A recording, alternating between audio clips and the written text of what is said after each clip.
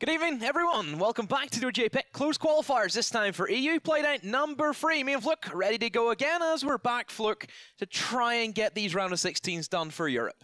Yeah, so obviously we've got the last two of the round of 16s, and we have the very first of the quarter-finals. For EU, at least we've already seen one from another region, and it was pretty crazy. So I'm kind of hoping for the same thing. Obviously some of these easier settler games today. The first one up is going to be Vitality versus Timber. Then it'll be followed by Forza versus Trokut. And then it'll be at the very top of the screen, you see there, G2 versus Auglis will be the first of the quarterfinals we have to find the first of the semi-finalists we need. Yeah, similar to what we've seen from LATAM last night, where they managed to make it through into their first quarterfinal. And, well, there is still another two quarterfinals looming for the fourth one, as Pent and BDS already locked in, along with Chaos and Secret. But we didn't really get to see anything from Secret, because they did have a forfeit victory the last time.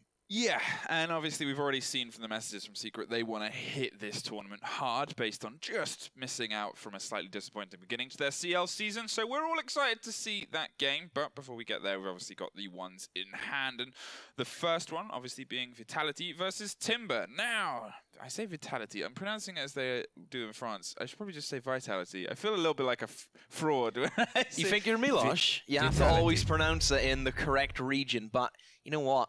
It's just Vitality, you know, Team VV for victory, which I'm sure many of you French fans will be wondering. And, well, we look at our first map now, and you look at Vitality and you think this is their match to lose. Yeah, obviously, you know, it's weird to say that they were like, oh, you know, they were 5th in Pro League. They were 5 points from first place. The team that was in 6th were, I believe, about 13 points beneath them. It was such a tight Pro League series this year, and obviously they're a team that has kind of been, you know, they've had their off times, they've came together, and then obviously with the addition of, I know a player that you love, Stiggy, who has just kind of swept that team up altogether, and they are doing very well right now. You look at it, only a point behind G2, who finished 3rd, and also joint with Empire, but they won just down to tiebreakers. But let's have a look and we'll see the map, Vito, and where will we be headed? Of course, we've just talked about Vitality. Now we have to try and talk about Timber and all the things that they've kind of accomplished. But we literally know nothing about this team. Yeah, it's generally quite a fresh team. They're taking out Bank, first of all. I feel like Vitality, they normally ban out Coastline. It's quite a common ban for them.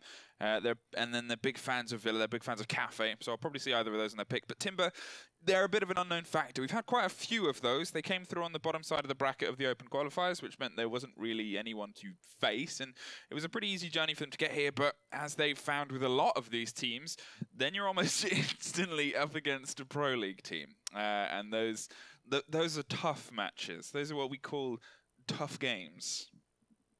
Console ban for Vitality. Consular ban. That's, I mean, they've had a mix showing. It's the thing about a team like Vitality is because they're playing in Pro League, because they're playing in the French League, they're consistently playing a lot of different maps. So, hey, who knows? They can generally go wherever, and it's down to Timber to be the ones to, I guess, pull them to a particular place. And it's Coastline, as I said. Well, it's a normal Vitality ban, Coastline. So taking them there, I guess, kind of makes sense because, hey, they might not be very good at it.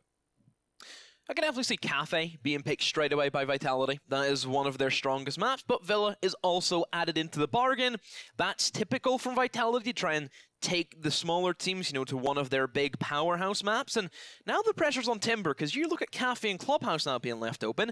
I expect Vitality will ban Border, but which one does Timber want to play them on? And neither of them look like good picks for them. Yeah, it's the dangerous thing. Vitality are going to ban out Clubhouse again. It's been a bit of a mixed one, Clubhouse, for them. They've been able to take some of the bigger teams to it on throughout the seasons, but then they've also kind of been handed it sometimes as well. And yep, Timber, rightfully so, are going to ban out Cafe. So this leaves Border, which again has been a bit of a hit or miss map for Vitality. I really thought that Vitality were going to leave Timber the option of either having Clubhouse or going for Cafe, and both of those maps are really strong for Vitality, and Border is always that one up in the air where any team can play it, favors any team. Nobody really has one say in how that map goes. It just, everything's been done, everything's been ran through, everybody knows what to expect for that. But if we get to Border, then we'll talk a bit more. But how about we have a look at our first maps that's ready to go, and it will be that Coastline. So we're heading to Spain, heading to Ibiza. That's where we're headed to. Flick, ever been there? No, I can't say I have. Not a bit of a party animal? well, maybe once upon a time, but I never got the chance to go to Ibiza. I mean, I've watched it a lot in Siege Coastline. It's a great map. But we've actually get your VR headset, get VR Siege going. And, God, could you imagine as if how been there. sick that would make you be this VR Siege? I don't think there's anything that would make me more nauseous than VR Siege and being absolutely capped through 3 walls. But hey, if you're listening, Ubisoft, give it a go. Who knows? Instantly with these bans, we talk rubbish, and Hibana Nomad Mirror are already gone. They're already taken out of this, and that is actually in EU the first Nomad ban. She hasn't been banned yet in this region. Valkyrie's been banned a couple of times. Mirror has been banned many, many times, and Hibana as well, banned 6 times out of the 10 maps we've played so far. EU also the only region. Sorry, I've got loads of fun facts today, guys. I had 2 days off. What else was I supposed to do? Apparently nerd stuff. EU only region not to go to a 3rd map. Well, just keep them rolling. Keep the fun facts coming. Need to get you like a little segment where it's just, here's the fun facts. You know, like Emzo's little whiteboard, or the little like weatherman thing. You know? Can we get one of them? How Can we get one of them? Yeah, how like an Emzo. Can we get a whole Emzo, please? Thank you. Hookah and billiards. Can we buy an Emzo? Can we get the new model? Does he come with the whiteboard, or do we have to get that separately? I don't know. Okay. I really don't. Just keeps it in his back pocket. Just shrinks it down as a shrink-way. Can you tell I've had like two days off, and all that energy of like doing all the days in the row has kind of built up. So Vitality we've talked enough about for now. But Timber, as we said, is a bit of an unknown factor. And there are certain maps that unknown factors against bigger teams often like to go to. Coastline is sometimes one of them, because it is cited as being a very good attacker and defender map. There's ways to make it work for both kind of playstyles and both kind of setups. So for some teams that are still trying to find their way into a game, the ability to take rounds either side and kind of keep a little bit of morale can sometimes be a really big factor. A really strange ban from Timber, and that's Hibana. Harbridge can be done in this map without having to take any. You look at the Vitality lineup, they don't have a Fermite, they don't have a Maverick. They're not going for that option. Hibana is typically seen for the hookah push specifically because she's very strong at opening up in behind the A bomb site and towards the bar. It means that nobody can sit behind and stop your main push coming from Aquarium, which is kind of the norm strategy for many teams who play Coastline on the attack. And being able to take that out, I feel as if you could have like impacted a better operator away from Vitality. You know, like you could have went for like a much stronger ban. For example, Vitality, they're big fans of, like, you know, their Capitão. Why isn't that being taken away?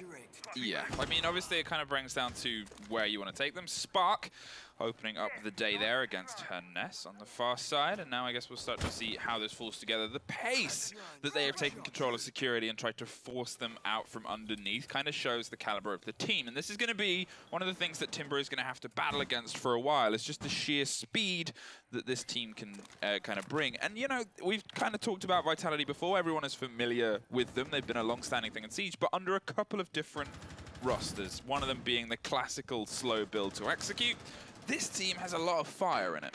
Yeah, they've completely remodeled compared to last year of the old Vitality, where it's a lot slower. And I feel that's a big part down to Stiggy being added in. He is the first player to ever be added into this roster by Vitality. They kind of date back to even Xbox back in the day, where they used to be known as Supremacy. Then they got picked up by Vitality, and he has been the first player to come in and actually change the communications of this team, because he's Finnish. He doesn't speak French. All the rest of them, they do, but they have changed their comms specifically for the one player, and that shows that they know how good of a player he really is. Well, the first frag goes the other way, but it's quickly balanced back out, and it seems pretty decisive, the control Vitality have over the point. They're just not even really feeling like they have to push in.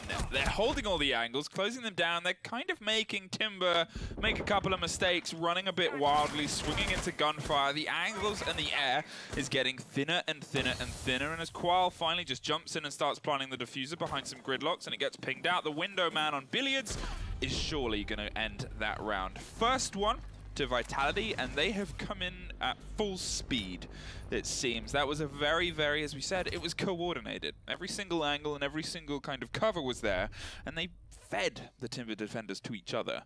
Yeah, ideal for Vitality is to get in below and start ripping up the floor like we've seen the Buck gets himself in that position. There was a bit of roam game being added in by Timber, but it didn't do anything to stop Vitality. They were very coordinated. They had their entry as Spark being pushed in as fast as he can, being surrounded by the drones. And in front, once you have control of below as the Buck, it's very simple to push everybody in the bomb site out into a position that your man in the window can cover. That double window, it covers a lot of crossfires, straight in behind the back of Bar, in towards that main corridor. Of course, you can see in towards Hookah as well via the rotation that's typically made. Whenever you upset the defenders in the positions they want to play, it makes them feel uncomfortable, and Vitality, they did that to Timber. You looked at the last man who was alive, Jaeger, he was panicking, he was just trying to get wherever he could, peeking left and right, jiggle peeking, whatever he could do. But, you know, you're in that position, everything's breathing down on you, and you just collapse under the weight of it. Well, let's see if Timber can make any changes that come to a more, well, let's say better result this time. They've obviously 6th picked to a Pulse from the Maestro. Slightly different play styles there, and potentially going to lead and read into being on the ground floor, but Bibu is out there droning and picking you up, so Pulse is potentially going to have to find a new home. And that's one of the things that we saw Vitality do very well in the beginning of the previous round, was their pre-round drones. We already saw Timber struggling to get hold of them, and Mozzie's going to try and just put a little bit more of that back into their favor, because, as we said, they're a great setup team. They're great at reading where you are, and Stiggy bought the fire to be able to put the pressure on them immediately. Pulse roaming much further off this time. They generally stuck everybody directly underneath the point, but look at the swings coming in from IQ and Bride above already. They're getting control of DJ side. They're putting the same pressure on the opposite side as well, and Qual is happy to rotate underneath to try and lock down this Pulse. That's the thing. That's their early round information. That's those pre-drones, and that is all of it now barreling steadily onto the head of her Ness. They know what they're looking for, but it is risky trying to play right above the Pulse, because he could easily toss out a C4 and could go fishing, but instead, Pulse is just there for the information. This is good early stuff for Timber that they can gather to know where Vitality are pushing from. He's seen at least 4 bodies towards this side of the map. He knows nobody's towards ruins. This means that it allows all of the defenders to set up appropriately and not have to worry about like double window or anything to be opened up, because that's not what Vitality are looking for. They are solely heading in from east, trying to clear it off. You look at the last time Vitality, they attacked this, they went for the below. They're keeping things fresh. They're always keeping Timber on their toes. But I don't know if that's the correct decision whenever there is a lot of C4s being brought out by Timber. You have the Mozzie, you have the Pulse. That can be devastating in the later game. Well, they have found their way to get control inside. Aqua, they've set up a huge amount of utility on the back stairs, make sure no one swings around. They've got the cover on the hatches as well, and IQ's just going to keep an eye with Gridlock, keeping an ear as the balance goes towards pushing against the point. In the meantime, you can see Hannes still underneath, still pulsing away, still getting that information, and Carl Roger has actually doubled up with the shotgun to allow some sightlines. They have the nitro cells in pocket, they have the ability to pick off a planter, and there is 2 as Vitality funnel themselves into a firing line. Spark finds a double back, and there's a 3rd as they just trust in the aggression all the way across, leaving it just to the 2 bodies below. 3 on point, trying to get the plant. No nitro, but still has the option to feed and is doubling up. Can't quite catch the man as he hops and skips and jumps away, and now it's a plant going down. The grenade rolls out, doesn't quite catch the Pulse, and they're going to put the diffuser and get themselves into the first post-plant of the day. Not looking good for Timber and Vitality. They seen the opportune moment to overwhelm the remaining defenders. They knew there were C4s, but whenever you're playing as fast as Vitality are, they don't really care. There's 1 kill for Carl, but I think that's the only thing he's going to get is the repels, and they start coming in from Vitality, just trying to bait it out, and yeah, the man knows exactly where they have to look towards, in towards the luggage, and Vitality, it looks as if they'll lock out another round, and even time now slipping away from him. And let's see who gets the final kill. Perfect crossfire being established, and Carl gets shot in the back. It was a tough situation from that point onwards. Obviously, it kind of shows the raw gun skill of Vitality to just stress push the point and take it as a flat firefight, reading into the fact that 2 people were below with C4s, with information, and still going, nah, let's just charge the point. Let's just take it as a firefight. It is rough to see Timber have those first 2 opening picks, goes into a 3v5, and Vitality still end up walking away with the control of the bomb site. Perhaps lack of communication in terms of the Pulse to the Mozzie, getting a C4 in, that was like really late. Whenever you kind of see 4 people group up into Aquarium, that's where you're expecting them just to pile on in. You know nobody's hunting you, you're safe enough to sit down there. It's a tough one for Timber. You kind of question the Anchors not being able to hold it down. Yes, they got the first 2 opening kills, but then still being able to let that kind of slip is never great stuff for them. I wonder why that the communication from like Maestro isn't being relayed as early as what you would expect it to be. If you think about where Maestro cameras are being placed, they're in some pretty tough positions for attackers to deal with. If they flood in the bomb site, and Vitality, they haven't really been using that much utility as well to execute. You know, where's been the smokes from Vitality? Only thing they've kind of set up has been like the track stingers on the flank, and that's it. So you do kind of expect information to be relayed, but it's just not coming in for Timber. Well, they've decided to opt for the blue point this time. Blue bar and Sunrise below with the castle. So it looks like they're trying to add some solidity to the back of their point, not allow Vitality to clear the map as quickly as they are doing. They're still throwing some aggression. Looks like they're going to hold on to cool vibes as well, with the standard kind of angles held up. Curious to see where Mozzie's going to play. Now they don't have the roaming information of Pulse alongside, but again, it's still a great roam operator. You have really good utility, you have mobility, you can bring your pests along for the ride if you want, and you can even almost bait and eat drones as they get thrown at you because you just kind of set them up. Vitality are a team that will try and drone you out. You might score 1 or 2, and then from then on you can kind of move your own information around on your favor. In the meantime, they are already pushing billiards. Bieber and Stiggy, a dream team of Demolition, are breaking their way steadily across from Aqua, with Qual doubling up to cover the side, but the Buck is the first to suffer a fate. Axe getting another opening frag against Stiggy, and let's see if Vitality can find a response. Vitality not holding back in how quickly they can get into the building. Straight off the rip, they are in Aquarium by around 2 minutes 30. So they, again, the pre-placed drones that we've kind of touched upon, that Vitality they have, it's worked a charm, but there's really no oomph from Vitality. They've came to a bit of a standstill by losing Stiggy, losing that Buck. It will make this defense a lot easier to be held, where you don't have to worry about the destruction that Buck can rain down onto your Anchors. And there's another pick for them as well, and Vitality, they're up against it. They're in a corner, and can they fight their way out of this? Well, it looks like for the first time they've hit a slow down as Timber find another body, and there is another one, making it a 5 versus 1 clutch ace only winnable situation in the hands of Breeder, who has a lot to do as an IQ in this situation. Now, this has been a good hold from Timber, and potentially Vitality got a little bit too overconfident pushing it and didn't expect so many crossfires to be on the top floor, and there is yet another one, ending a flawless round for Timber and bringing them their first one on the board today, and it was well put together. They generally had many crossfires. They, I guess, instantly read into where the push was coming from, doubled up all their guns and all the shoulders, and then from then on it was just a matter of letting Vitality close into them. Vitality just peaked 1 by 1 for no real reason whatsoever.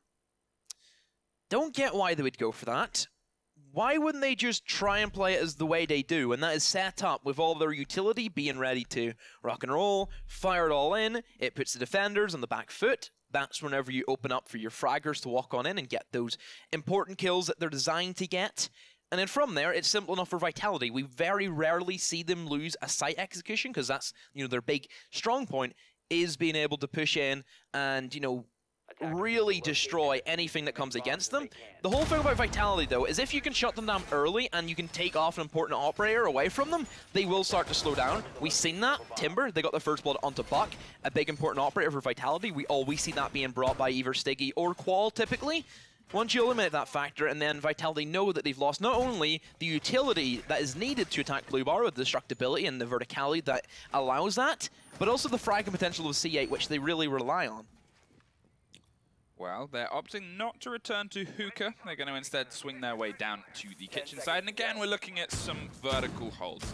Use of the utility upstairs. Ella's on the board for the first time alongside Echo. And it seems like they're being quite mobile with their information game. They want to keep the entire map hot because I think they've realized that if they can early on find where the speed of Vitality is coming from, they can at least start to try and, well, take some of it apart. And as we've seen in the previous round, it does actually work quite well. Stumble them and things start to, unfortunately, stutter. Here comes another quick pace, though, from Vitality. It seems much more spread out as they want to cover down all the angles and set up for a slightly more Vitality-esque execute here on the top floor penthouse. Obviously, they're going to the very top. They have Stiggy on the Buck. They're not all just funneling in from a single direction and trying to pick fights one at a time. This is them, I will say, on more familiar territory for us. They're scoping things out. They're prodding the defense with their drones, finding out where stuff is before they decide to then rush the point.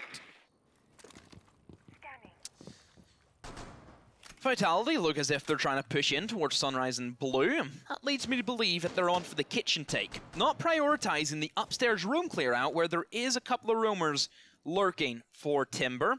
Mozzie upstairs can actually be a really great tool of denying access to drones via the staircases. He can act as that mini mute jammer. That's why we talk about Mozzie being the jack of all trades, doesn't really have a master in one, but he's just so universal. Look, name a map that he isn't good on. Name a bomb site that he isn't good on. It's a tough to impossible. It's the thing about the operator as well, is it's the breakdown of, you know, how teams utilize them and how much teams put faith in them. Because you saw a lot of teams not early adopt to Mozzie. You saw a lot of teams not really quite roll into his weapon set as well. And, you know, it's just then you see a kind of masterclass in it and everyone's kind of steadily tuning on to just how effective an operator can be.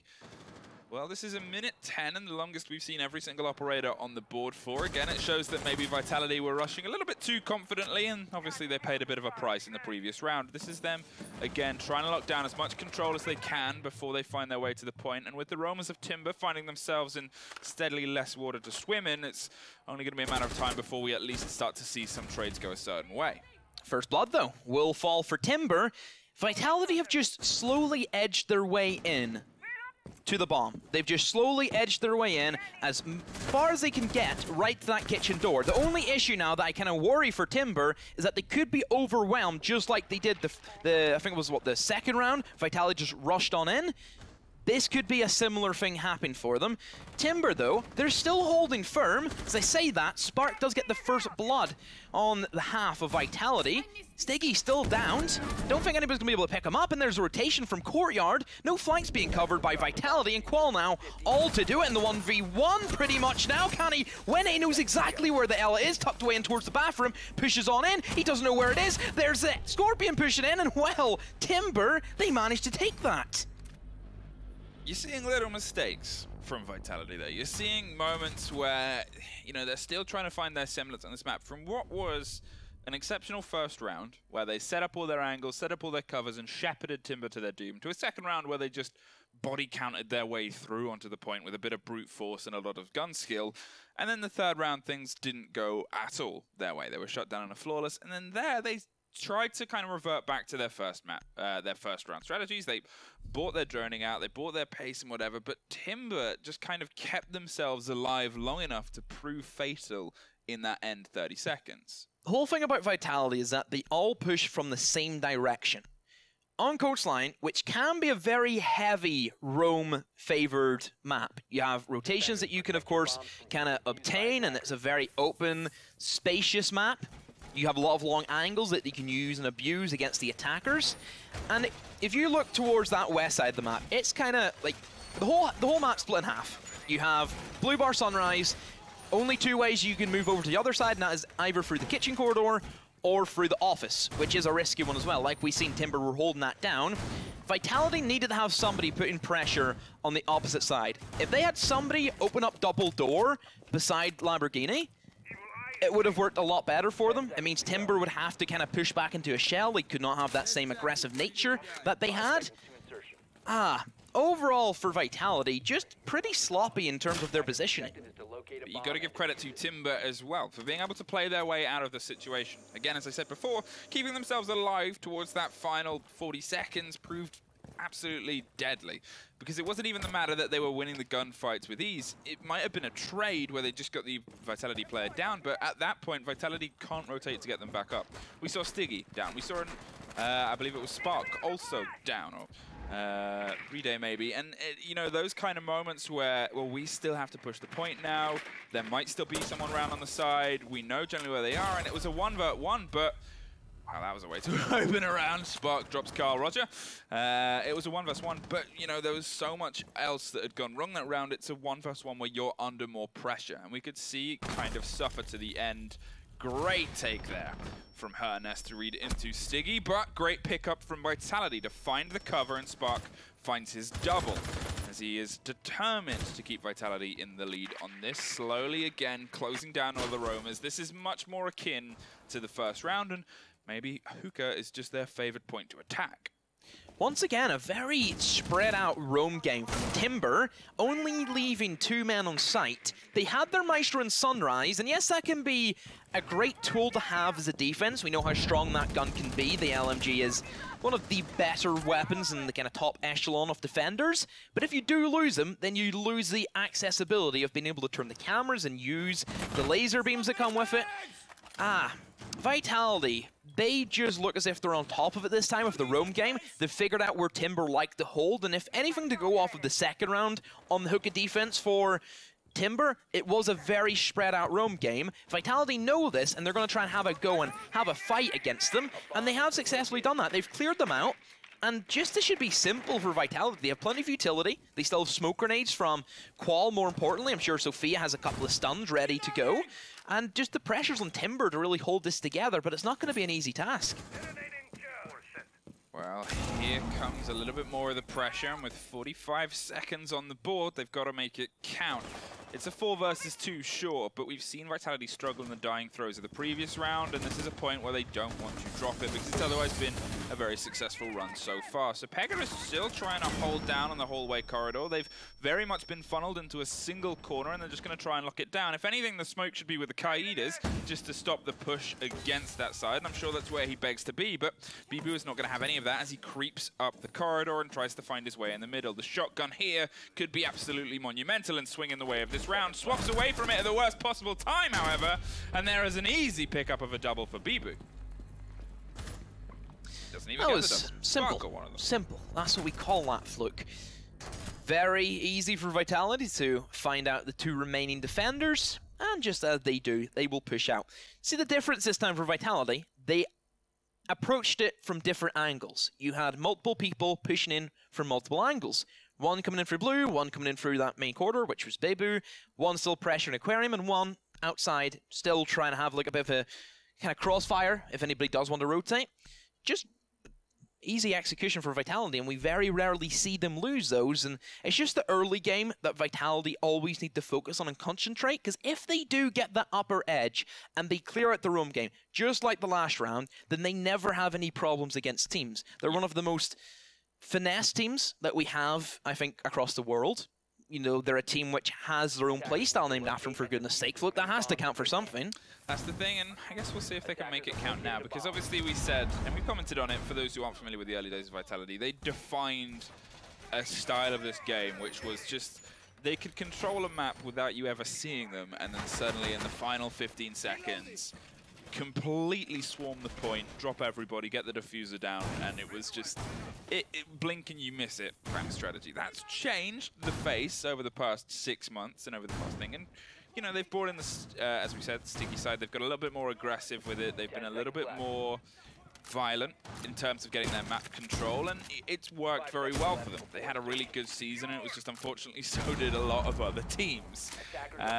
It's a EU Pro League. There's a lot of big names there, but it's one of those things where you know you kind of see a team develop, and I guess we'll see if they can find a way to swing it. This is another wide hold from Timber across this blue point, and obviously the 6th pick here that's come through is Stiggy is now picking up to KB to double up the frag grenades, and then Spark is the one rolling on the mantle of Buck. Stiggy has struggled to find ground on Buck so far, and Ebret struggles to find a body there, and a bit of a gun swing against Bibu, who is yet again pacing himself into the service entrance on the Ash, but Stiggy in the meantime keeps his roll going, and well, finally, I guess, actually finds his roll going as he drops 1 for the first time in a couple of rounds, and let's see if they can capitalize on this.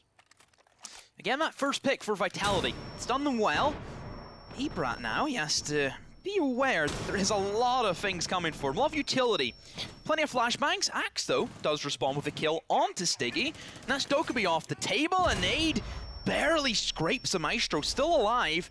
But unfortunate for Pega, he has been downed in the crossfire. And well, I said that about the Maestro. There he goes, off the table. Axe now in a great position. Vitality don't know the specific location where he is, and he can play these angles that have been made by his team earlier on in the round. Well, a minute 30, and 2 of the Vitality players flash his healthing, but in the meantime, the smoke is just on a dream. And, well, there goes the Jaeger as well. The ground is slowly collapsing now, so it's just Hernes being the only one with any real health, but he does find Bibu to swing it back in and almost finds the double, but is going to be able to pick up the smoke just in time. They have a little bit of hope at this point, but it is slim as they've already generally lost all of the control on the opposite side. Swings down and almost finds a firefight immediately, but unfortunately gets picked off, as does the pair. Qual and Bride drop the remaining, and Vitality find themselves in the 4-2 split, heading to defense on Coastline. Solid half from Vitality, and just it shows whenever they have the ball in their court right off the rip, they are so dominant in their rounds. They really put the pressure on Timber. They are panicking at times. That could be just down to inexperience and all about keeping your nerve. You know, a new team on the block that we don't know a whole lot about. That will start to happen, but as of course we've seen, as you develop as a team, those kind of fears will go away and you have that more calm, collective approach that every, I think, professional player needs to have, that level of mentality. Yeah, it's one of those things that's kind of broken down, is the idea of a mentality in this game and how much momentum affects you and how much losses and how much going up against a bigger opponent and all that kind of stuff. And they say the more stages you play on, the more games you play, the more you kind of get cemented to that. But esports is such a fast-moving scene that sometimes it becomes a bit hard. And it's generally not... It's a bit of an immature scene at points as well. It's still very young, it's early doors, we're learning what real support staff is, and there are some teams that have as many support staff as they have players sometimes, and some will have a manager slash coach slash mental health slash, you know, team captain slash photographer slash kind of everything and anything. Yeah, water boy. Water boy. Don't forget about that. I'm a water boy. I'm Navi water boy. You're the Navi water boy. It used to be secret, but that ship's sinking at the moment, so I have to jump ship. With all your water, just head overboard. Yep. I just hopped on. I seen a bigger and better cruise line sailing past. They were going to Japan, and I thought, why not? Let's just hop on board. Have a swing to Japan. So far in this game, as I said before, Siggy's generally struggled to find feet, and after kind of we build him up to be this franger, everyone has off games, but you normally expect him to be a little bit further up the board. In the meantime, talking of Spark, has had a pretty fantastic game so far, swinging in on the Jaeger now, is potentially just going to try and add more bodies to the kill count, and we're seeing Jackal on the board for the first time from the Timber attack to try and control Vitality at this point around this coastline. And that could be fair because, as we said before, if they get that opening pick from that point onwards, it becomes a Vitality round. They become more and more confident. You can see Jackal is wasting no time trying to shut down on the man at the top of the stairs, but it's just going to let the drone put a bit of a pressure away from him first, as the buck is also on the shoulder to crack open any angles. In the meantime, they're doing a pretty big split push across the entire floor. Hernes might not have known how close he was to a body, a cool vibes there, but I guess we'll find out who wins that firefight in just a second as they steadily try and drone out this top floor.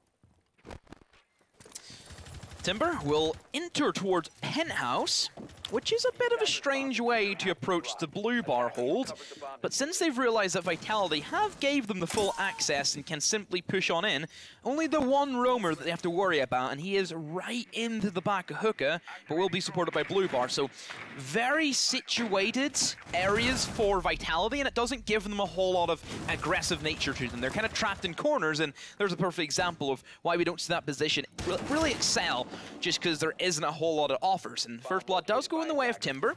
Vitality, going for the C4, Brid does waste that one. Bit of a waste there, because you can see the Echo drone above, so you assume they would have fed a bit of information there, especially with a player off the board, but you never really know. The way they're playing Echo, kind of off-site, is a new one. If he does get, if he was to get pushed out of the attack from Kitchen, he could have been really susceptible to a quick rush, and there's the Jackal that Vitality didn't bring to their lineup, which is another great operator. It provides the smoke, soft destruction, and roam hunt all at the same time. Another kind of Mozzie operator, does a lot of jobs, and that will be the first ping. So they know where they have to look for in towards the Kitchen, which is where Vitality are situated. Well, this has been very, very good from Timber so far. They've got 45 seconds, though, and they've still got to push the point against the Echo that's playing a bit off point, and then obviously Spark and Bride. But at the same time, their close down has been very coordinated so far. The aggression coming out from Vitality to try and balance it off, unfortunately, is matched by some pretty good shooting, and now they are going for the plant inside the point. Dug in the corner, and the great cover over the shoulder from Timber puts it back to a 4-3 position. Vitality losing their first defense, and Timber, they looked strong in that one. They had a lot going for them, the top floor clear, pretty much being gifted to them, saying, by Vitality, here, have this, we don't really need that. But in reality, you kinda do, because it forces everybody off site. That cool vibe stairs is one of the strongest positions for holding off the crosses between Kitchen and the actual bomb site. They know Vitality play towards Kitchen. That's the perfect position that Jackal can play in. And then it's very simple just to kind of sanction off your angles, get the smokes in, and go for a simple plant and sunrise. The fact that it's very close to the outside, and we've seen bomb sites before kind of struggle with very simple plants for teams. I look at Consulate, front door. It was like really bad for teams just pushing in and planting right at the doorway. You think back to Old Cafe on the Kitchen. I know a lot of nightmares going back there. Oh, yeah. You just kind of walked in and go for the plant. And this bomb site is kind of like that in many ways.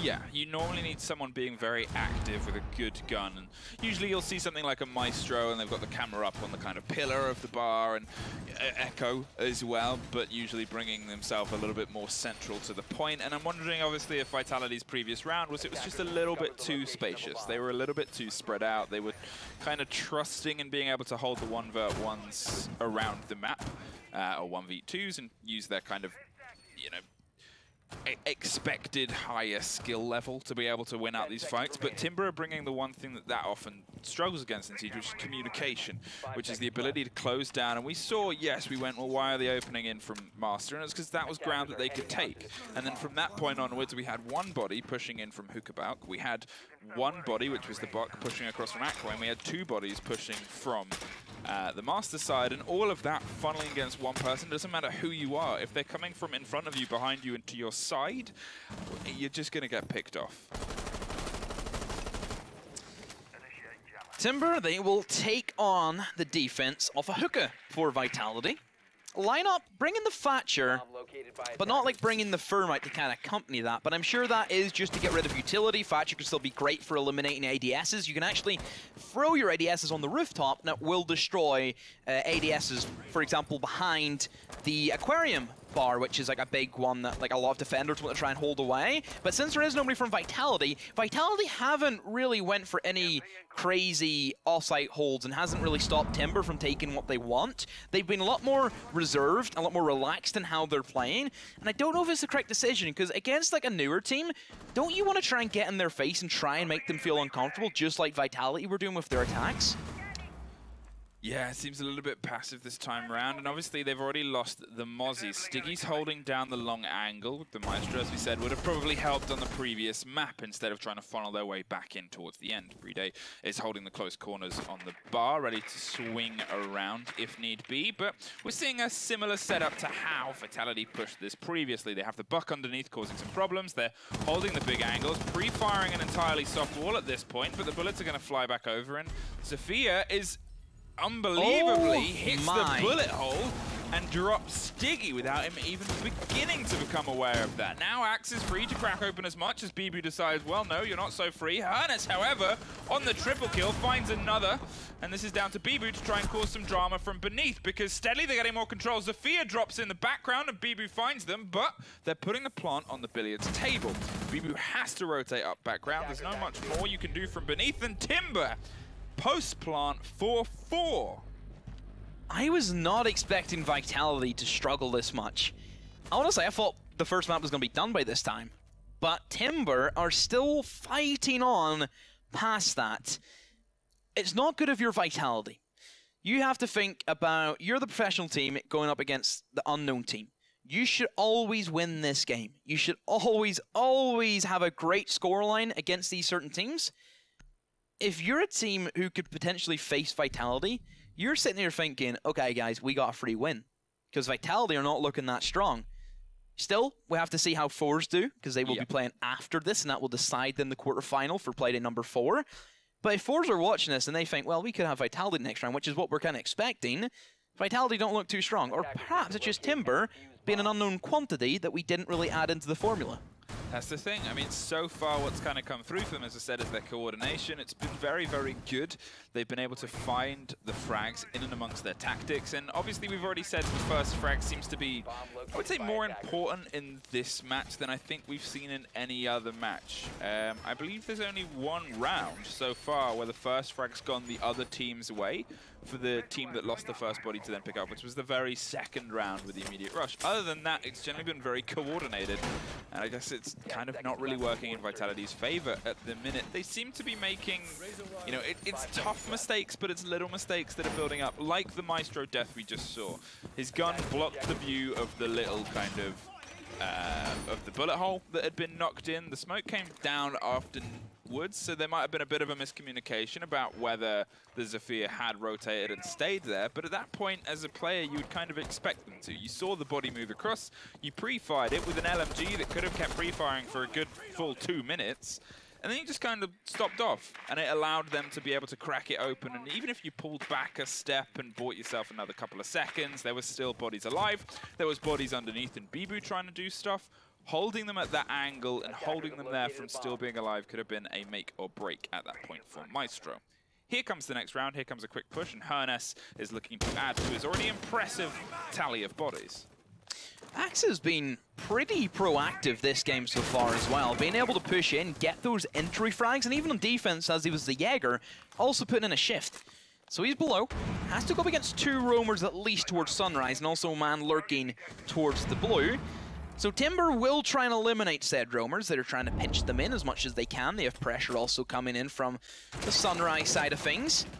But there is a lot of cover, though, that Vitality are providing their roamers. That guy in blue will stop anybody wanting to try and push in via kitchen or that corridor towards courtyard. So there is crossfires at setup. And look, even Legion, he's came down to help them as well. Well, quick movements there. Hernes suffers half health, but there he does, finds Qualu, repeat. Spark and Bibu quickly swing it back the other way, taking the bodies out that were trying to collapse from the office side. And now that has just left Hernes down below by himself. So Pega, in the meantime, is trying to Thatcher his way across the point and cause some more dramas upstairs, maybe to draw the roamers away, but Hernes is in a bit of a tight situation, and at this point should probably rotate back out and find an alternate route. So Pega is actually, with the diffuser, going to swing round alongside Carl Rogers, and they're going to try and save Private Zephyr. See if they can double down on the 2 players that already doubled down on them and just kind of drop them. In the meantime, we've seen these bullet holes work well for Timber in a previous life, and there it does yet again. Spark accidentally swings too far back, and the Jackal gets dropped with Hernes getting a triple kill. Bibu suffers a Zephyr, and that was great combination from the 2 remaining Timber players to just force them against Zephyr. Oh baby, a triple. Sophia on fire right now, and that is honestly the turning point in this round. That's the pinnacle moment. And Vitality, if they lose this, that is down to that one play that Sophia single-handedly made. Ernest now still looking for more, rotates in towards the back of Hookah, but there's Sir Pega, and he also tries to stick the diffuser, cover being in, but Brid almost gets the 2, but the SMG-11 doesn't have that many bullets available. Oh, he gets caught in as the rotate, and Timber, Ernest especially, my God, they lead this match. Yeah, an absolutely fantastic response to losing those first 2 bodies. The ability to bring your 2 top floor players back, your 2 point pushing players, and go, well, they've just doubled down from these sides. If we then double on the double down and come in from behind them, you'll force them against me. I know they're pushing me because they know I exist here because I've already dropped a body. So I just have to try and survive. I'll hold here. You guys come in from behind, and then we've kind of thrown them off. And you got to give credit. That was a really, really smart play there. Hernes especially, with the kind of, 3 kills in the previous round, 12 for 5, top frags in the game so far, is really just lighting up for the team so far. Kitchen now for Vitality, their first one, and how will they hold it? Look, I feel as if they need to have more aggression. They need to be up in the faces of Timber and just say to them, we are not losing this. You have to get through these roamers first of all. They're really passive, really relaxed, and I don't want to see that. You look at every big team that has played against a weaker team throughout any region, there has always been like a different playstyle that the big teams have taken, and that is up in your face aggressiveness, fragging out of your skull. Yeah, and I think the breakdown of it as well is they kind of, they keep seeing a little bit agitated on where they're holding. Obviously, we saw the Mozzie back into the bullet hole that had been opened just from swinging at the open door. You generally knew SAPPHIRE was around that side, yes. You might not have known she was still there. There'd been a good 15-20 seconds between. You might not have known that she was watching your angle, but you're aware that there's a presence that way, and you've kind of, if you're in offices, you've still got the central kind of block of office to play around if you're worried about someone coming from either side. You have room for rotation and room for movement, and it just seems like these little, as I said, these little mistakes, these little kind of exasperated moves are just really being punished by Timber. Setting themselves up now for a kitchen hold, and again they've gone very wide with it. Spark is playing upstairs with the big Alder LMG that has so far not been able to find quite as many gratifying moments as you would usually expect. Timber generally rolling with the same lineup here, and why change what's broken? They've obviously now got 3 rounds on the trot. All of their attacks have been successful, and Vitality have seemed, for lack of a better word, completely beat to the bush. Timber, again, a very solid lineup from him. I like the addition of the Thatcher, even though you may think, oh, well, that doesn't do much if there's no Thermite to accompany him. Still being able to eliminate ADSs and goo mines, and more importantly, Maestros, it makes a lot of sense. Thatcher still has like a good loadout. You know, I wouldn't pass up an LA, would you, Fluke? No, I would not. And he's using the AR, though, which is, yeah, they are 33. That's less question. But the thing about the Thatchers as well is obviously the old traditional is double them up with a hard destruction, get through a hard destruction wall. But the way that the game has developed, especially in the current meta, Harness, opening Frank the past 3 rounds, might as well add there as well. The way that kind of games develop is you have so much more that a Thatcher can be. Every time a new trap operator that can get Thatcher gets into the game, Thatcher gets a buff in terms of utility, because we are in a very kind of trap and information-based meta, and he can shut down both of those things. Timber creeping in towards that main desk next, and they look as if they're going to set up for the more common soft destruction from above, but Vitality, they respond with 2 quick kills, but then there's Hernus still being a threat whenever he is on the board, and Carl, he even harks on in and will eliminate that Maestro above, and once more for Vitality, they have managed to gain control only for about 5 seconds. Yeah, and yet again they swing back the other way, lost the body on top. It's now just down to Bibu and Bride on the point. The diffuser is cold outside, so they've just picked that up and opted to get their post-plant situation, or their attempted execute plant situation, on the go, but with 30 seconds on, they have plenty of time to make it work. Creeping in the back is Herness as well. Has a straight line through to the point, I was gonna say, and there's the Bibu that we expect to see, getting the double, and Bride locking it off, and Vitality finding their way back level, pegging 5-5. First defense for Vitality, and they needed that one, but it was in the kitchen, one which we haven't seen from them. Now they have to go to either Blue Bar or Hookah. You may be thinking, oh, but there's Penthouse and Fear. That's not going to happen. There's no Mira available in this match. That bomb site doesn't exist, therefore. What in the world? I think you're wrong. Penthouse Theatre does exist. You see, I'm going to absolutely shred this defense and say why you shouldn't go here. Okay, what if they flawless defense it? What if it's like revolutionary? Okay, the reason, and I'm going to try and say that, the reason that this point is lesser seen when Mira's off the board is because it is next to impossible to physically hold inside Penthouse. Every single angle, every single wall, you have the kind of big triple wall on the back that's completely flat against a big double window, which is also doubled up by having very long rooftops you can get far and far away, which helps with your ACOGs, helps with your angles. In the meantime, that double window kind of hits every single nook and cranny and little hidey hole. There's no real solid materials. The little half walls that you see in the middle of the point, yeah, those can stop a bullet. But what's the point if your legs stick out from either side? You're not close enough to bandit trick or really hold on to the other triple wall, and normally the first point of entrance is VIP. At the same time, you've got a hatch above the shower that anyone can drop grenades down. You've got a big double wall that they've actually opted to reinforce. You normally see that blown open if it's an attempted hold here. And there's just no way to keep a control on this with sightlines. Well, I mean, if you reinforce that bathroom, it does make a death chamber essentially for C4s and smoke canisters, doesn't it? If you drop in towards that bathroom, you're trapped. There's nowhere to go from there. They do bring the clash. That is kind of like the saving grace, I feel, for Penthouse and Theatre, because you need the Mira windows to defend this first of all. That's kind of like the norm. If Mira isn't there, Clash can be seen as an alternative to that specific operator. It is a walking Mira window. Yep. The only reason why you have the Mira windows is for the straight vision that you can gain. Clash can do that for you. Yeah, exactly that. And that's the thing, because I think there was a chart that was once shown on this point where it shows all the possibilities of getting sight lines as like a kind of heat map from the different windows you can get from them, and it was one of the only points in the game where every single corner was lit up by that, and that's what makes it so difficult. Bringing the Clash, I guess reinforcing that and holding a bit harder inside Hall of Fame and allowing yourself just a little bit more solidity. Well, let's see if it can work in the hands of Vitality. Here comes the push now, breaking its way steadily across from the hookah side. Yet again, Timber are opting for a strategy of getting feet in the building and then being able to just clear steadily across from there. Bibu is aggressively holding on to VIP, spots the Thatcher and spots the push. And to be fair, being able to find this early, it might actually play into the favor of Timber if they see how aggressive they're being inside VIP and decide to opt to swing to DJ Battle.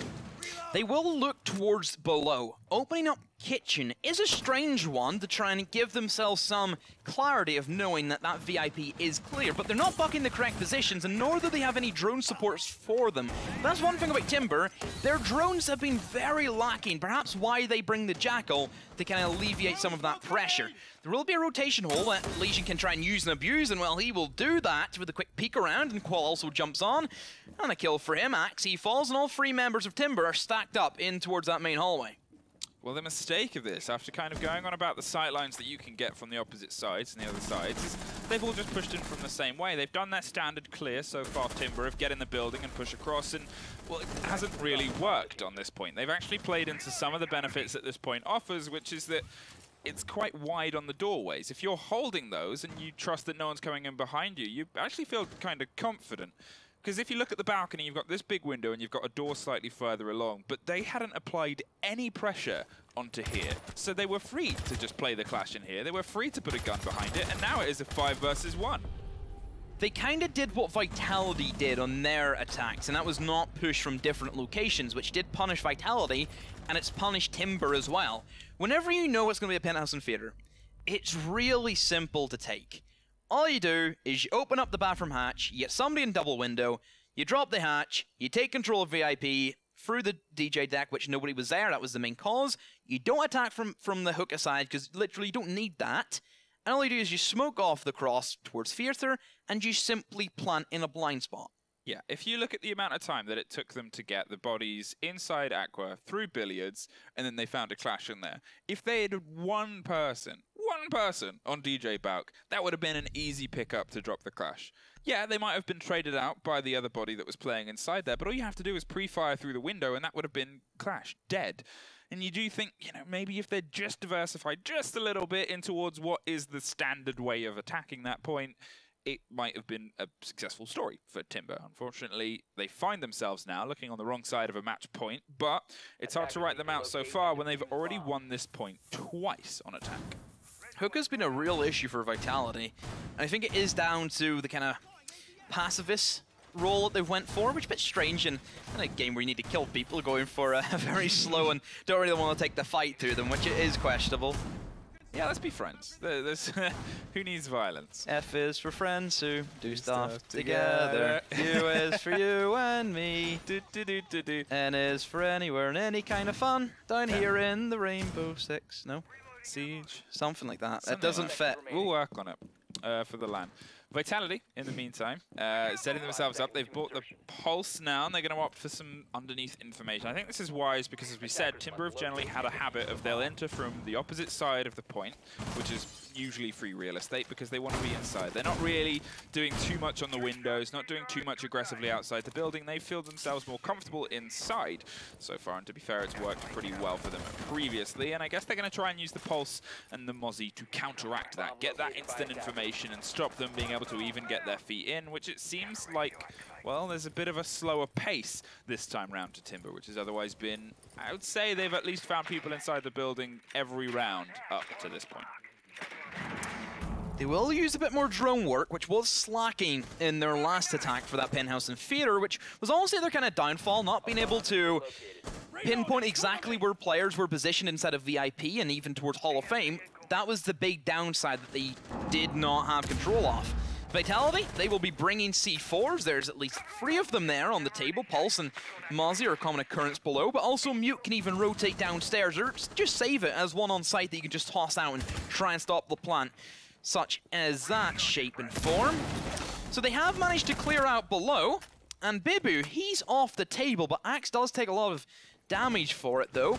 But the fact that both players have rotated away, as I say that, Spark has just been felled, but then Qual is still a menace. Yeah, I don't know. The fact that they did pull out of that very quickly, again, kind of comes down to the pressure that Timber are applying, and Vitality still playing in that kind of scared playstyle where they don't want to take the fights. Well, they have bodies inside Aqua. They have Carl Rogers watching the rotate there. And now they're just going to try and move on these pings and get as much inside the body. There is the SAPPHIRE to cover the smoke plants, and they're trying to do what they did previously so well. The use of utility in the plants is very effective, but you've still got potential C4s on the board. They're just going to swing and go for the shotguns, and he gets dropped, I believe, from his teammate Crossfire. Yeah, Carl Rogers takes out Hernes. Bride gets Sapega, but we're in a post plant now. There is Ebra still alive, and Rogers is on a sliver of health. Bride is just going to push it, bait the plant, but we've still got the swing round here, and Ebrat finds Bride. There's Stiggy getting Ebrat below. They just need to find the body in Aqua. Carl Rogers has everything to do and no health to do it as a chance of keeping the team in, especially after the accidental team kill. It is all down to a Jackal. They have the cover on the angle. Qual is just going to hard hold the plant at this point, and there's the swing from Mozzie, and there is Coastline in the favor of Vitality. Finally, they broke the hookah after all that.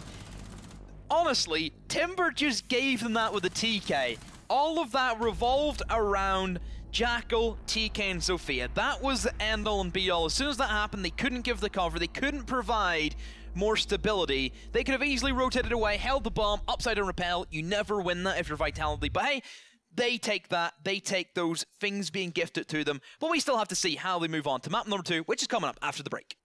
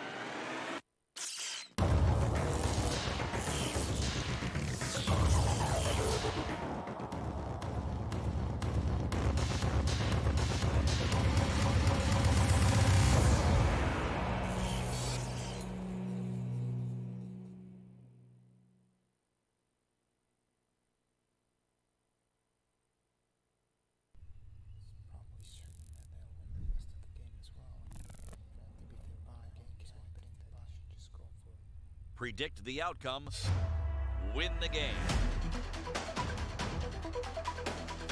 Get live coverage and schedules for your favorite tournaments. Analyze, predict, and vote to gain points.